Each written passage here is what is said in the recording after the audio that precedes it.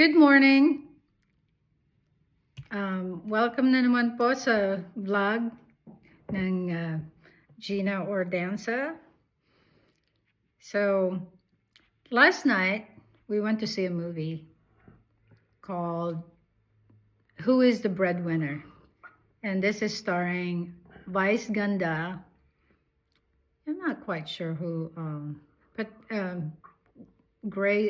the person who played Grace was a veteran actress, but unfortunately, I don't know the other actors or actresses' names. So, anyways, this story, I'm vlogging about it because it just hits home. This is about OFWs, people who work abroad to support their family and doing everything they can to make sure that they're making their family happy here in the Philippines, whether that's in the Philippines or anywhere. But this one specifically is for an OFW who worked in Taiwan for her family. And so, anyways, the movie is, I think, it's a good movie for everyone to see, especially for people here in the Philippines who don't really know what their loved one really is going through while abroad. They think that it's just so easy to make money. It's easy what they do, but they fight everything else just so they can sacrifice for their family. They make all kinds of sacrifices, like not having a love life, not being able to buy things for themselves so that their family back home, like in the Philippines, can have everything they want. Because, she's made a promise to her father who left them at an early age. And then, so she did everything she could. Their eldest left because she was so tired of supporting the family. She got tired of being a breadwinner. And so she left. She abandoned her family. Anyways, so I have an admiration for those who work abroad. And this is not just people who work in Taiwan, Hong Kong, Singapore, anything overseas, but people who work in the States and then come home. And because what they do, as I've seen it, is that they have big homes over here. They send all their money to build a nice home because they've always had a humble home. And so that's their dream. That's a dream come true for them. And only going abroad is something that will make that possible, because when you stay here, it's certainly, it makes it hard. It makes it 100 times harder to make that dream come true, like building a home or buying a car. While it's not impossible, it certainly is hard, because when you go abroad, you just make more money than over here. So it's a tough situation to go through. Hang on a second, because I'm just going to turn on the air. I guess I forgot to turn it on this side.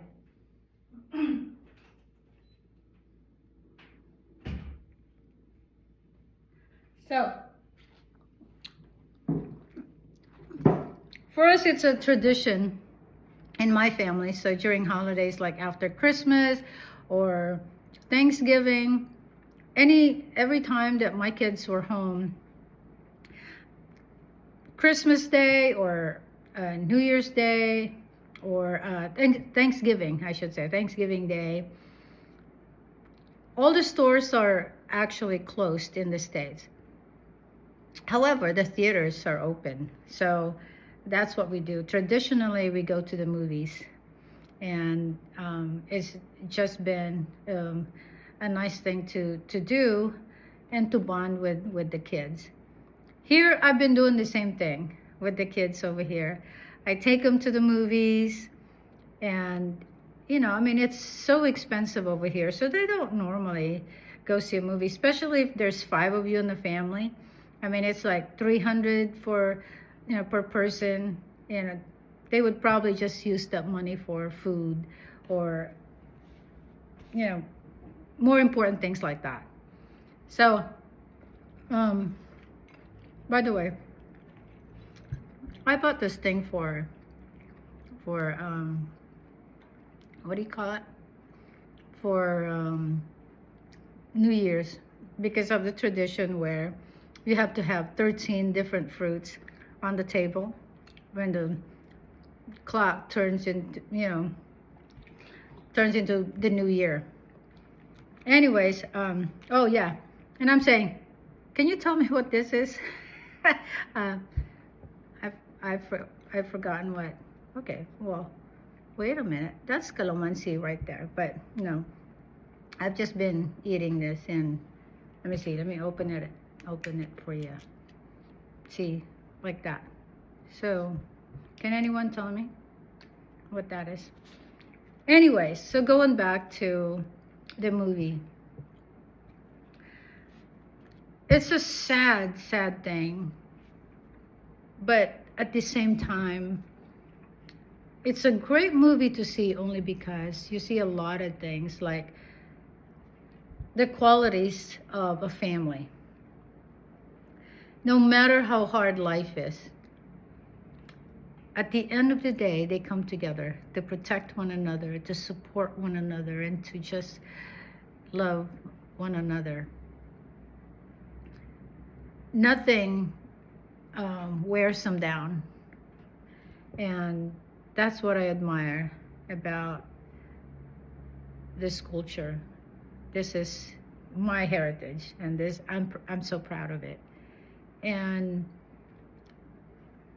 anyway, so what else?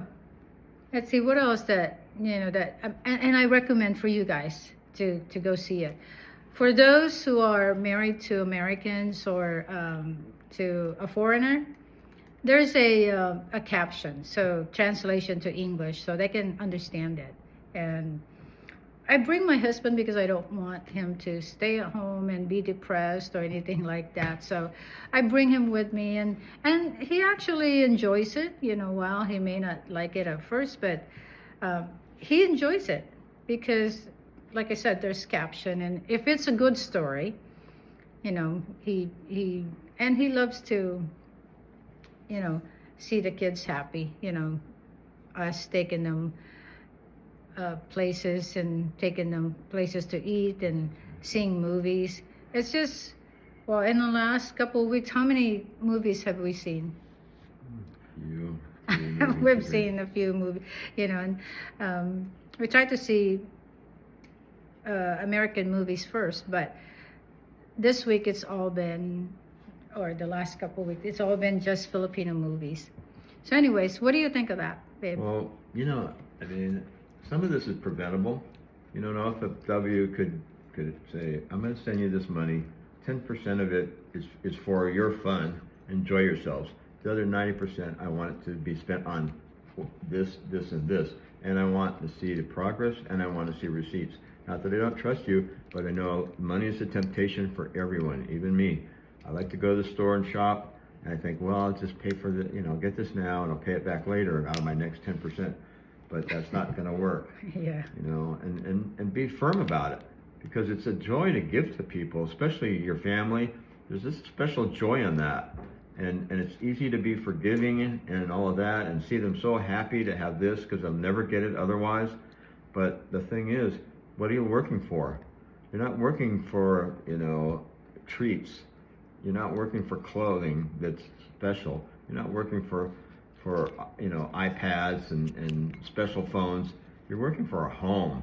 You're working for a car, a trike, or something important. It's practical.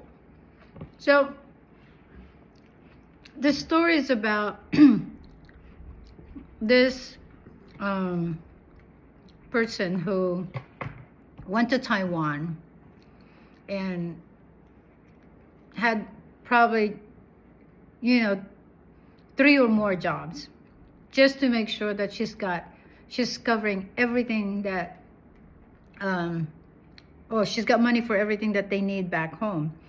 And so the family was actually telling, her that, hey, your dream is almost, here, the brother was actually showing the house as how many stories. And it's like, it's almost done. By the time you come visit, it would actually be done. So she's got, what is that, 4 siblings. So, but because the oldest one left, and so she was left home to take care of the family. And their mother was going through Alzheimer's and could not recognize her anymore when she came home. But wow, what a devastating thing to come home to. Everything was just fake. That the siblings were just spending the money for something else, and they pretended to have built a house, they pretended to have done all of these things, but was all a pretense. So that's a devastating, I'm sure, for anyone, for someone who's worked so hard, felt miserable, but was looking at it positively, and that this is for my family. So I'm doing this for my family. Doesn't matter how I feel. It doesn't matter how homesick I get.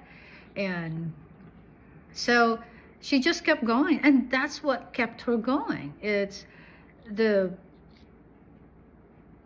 thought that she's making them happy. She's providing them with their dreams coming true. She's providing them with security, all of those. And it's to come home to something like that would be not just heartbreaking, but it's probably something that could kill a person, emotionally, psychologically, and even spiritually, because you'll be asking God, why? All I've done is just sacrifice for my family. All I've done is just denying myself all of these luxurious things, all of these things that could make me happy. I've forgotten about my love life. I've forgotten about all of these, denied myself all of that. And yet, this is what I get. It seems like, when they say, good deeds goes unpunished. So it's like, why are you being punished for doing something good? It feels like a punishment, right? But really it's not. I completely believe in God's hands. While these people probably back home are making bad choices, on the side of the person who's doing the right thing, doing great things for their family, making sacrifices, I think there's a plan. It may not be for her, but to teach somebody a lesson.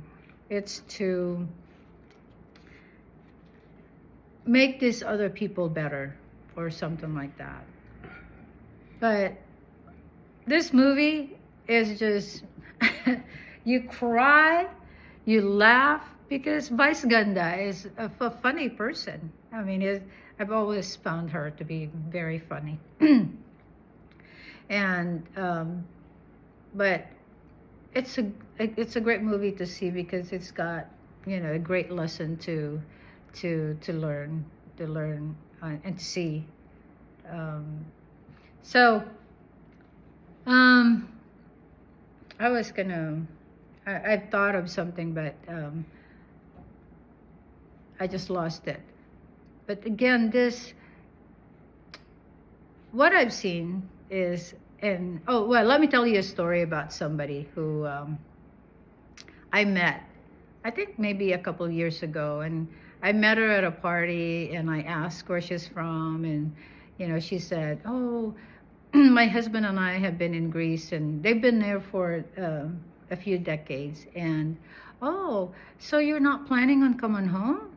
I said, I don't know. That's like, you know, it's frustrating, she said, because she's got kids and she's given them everything.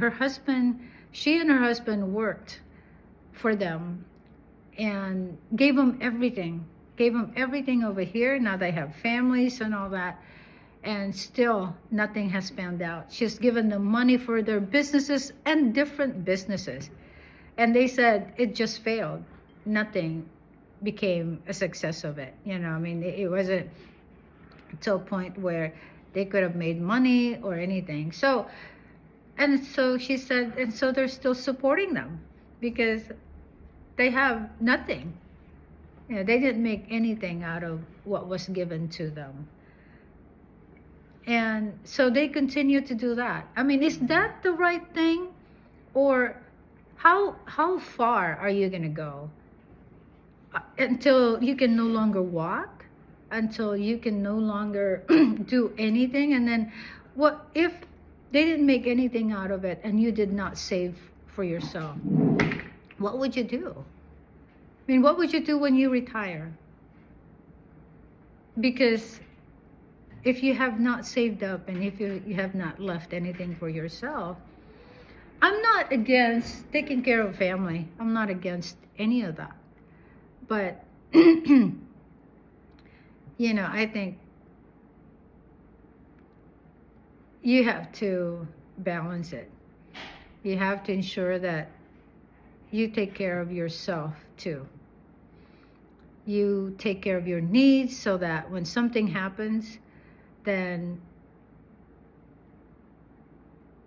you're not going to be out of luck by the time you're at an age where you can no longer work and not provide for your family. So that's when I heard that story from this lady, I thought, oh my gosh, we as parents, I sent my kids to college and instilled values in them where they can be the best, persons they can be in this world.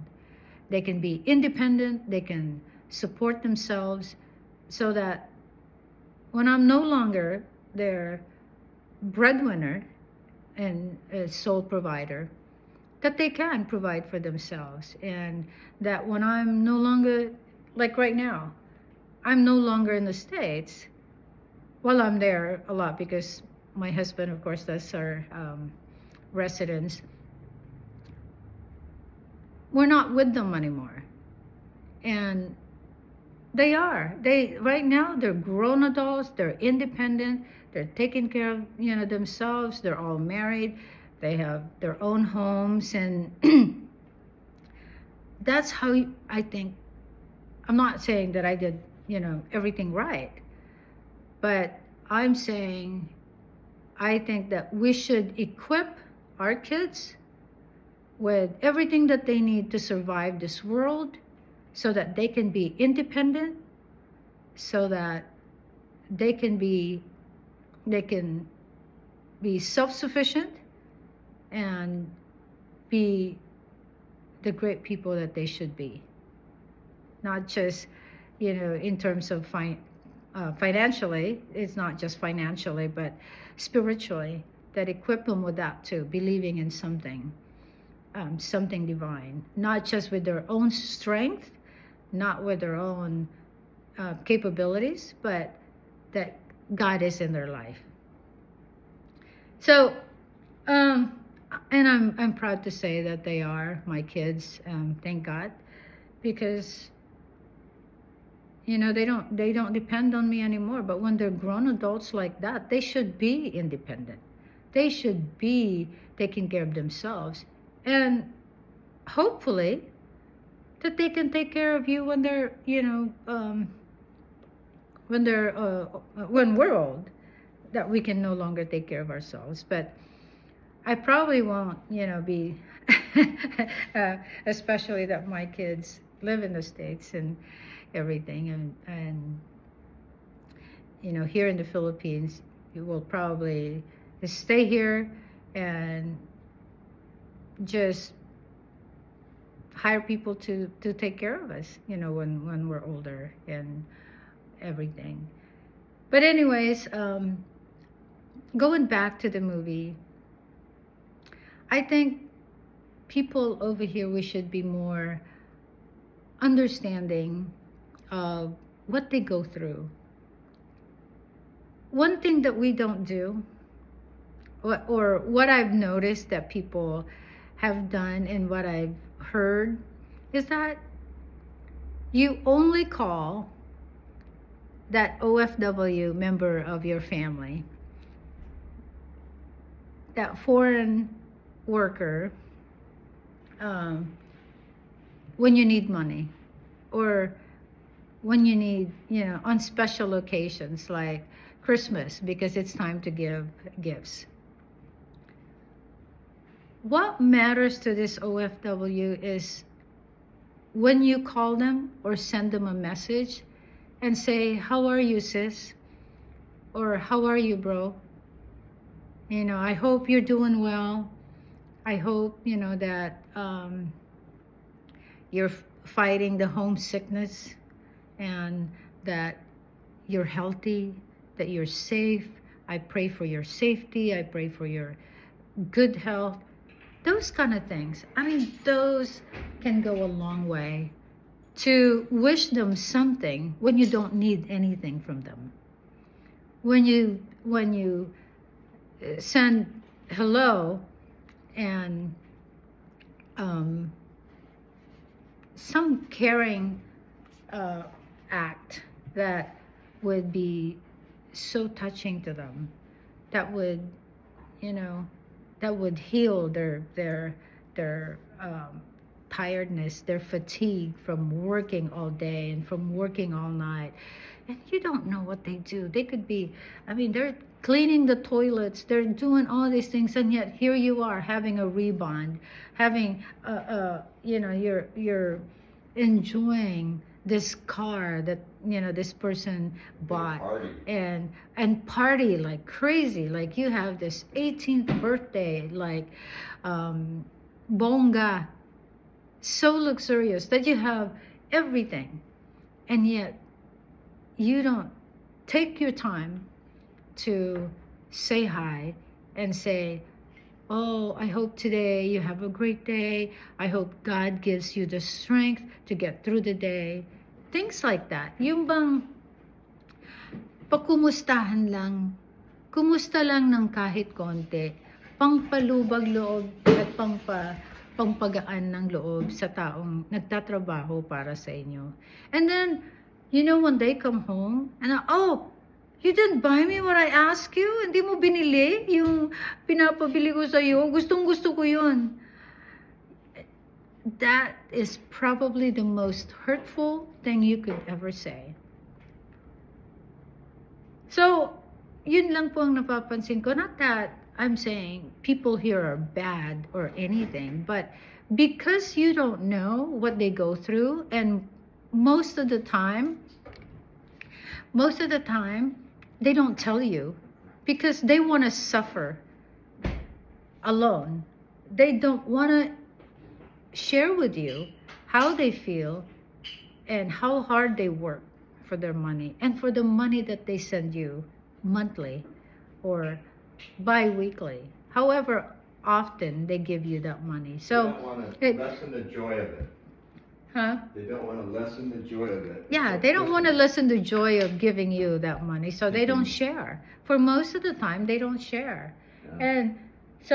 And here you are, not quite thoughtful, inconsiderate of their feelings.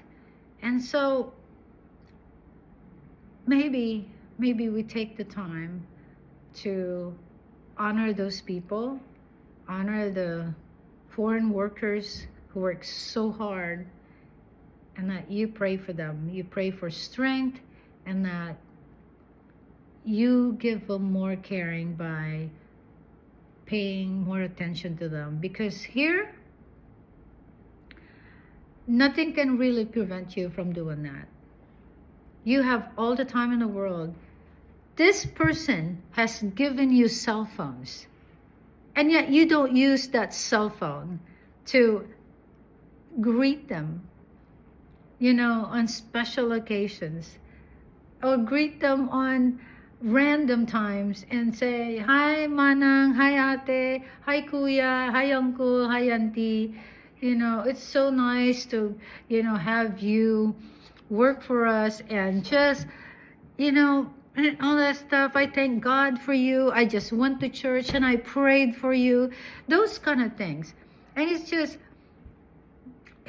that would be so good and that would be great. When I came here, I came home to the Philippines in 2018. All of my time in the US, the whole time that I was there, I don't remember some family members saying thank you to money we've sent, to gifts we've sent, for Christmas and for times that, they needed it. Never did they actually send, because it was done on a routine basis. Like my siblings and I would actually collect money to send money here to the Philippines. And there's a family or more that don't actually say, go back. And so when I came here in 2018, I told them, this is from all of us in the States, and I want you to write the message to these people, to my siblings, and thank them. Because of all my time here, or time in the US, you guys, for most of you, don't say thank you. And so after that, my siblings, because we talked every day, and they said, hey, we got a thank you from this and that, and, several people. I was like, well, great. Then they listened to me. So I think, I'm not afraid. They're all grown adults and everything. I'm not afraid to tell them what they need to do to be better people, or to be more appreciative, to be more grateful of the things that they receive. Not because it's given to them all the time that they need to ignore the good manners and right conduct. Because we were taught that here while I was going to school. It's called GMRC, good manners and right conduct. So don't forget that. Don't forget where we came from. Don't forget what's been instilled in us, the values that had been instilled, So anyways, this is going on for so long, and I thought, I just share that with you guys. It's a good thing to watch. So go watch it. You'll be laughing, crying, and you'll enjoy the movie. Thank you so much. Bye-bye.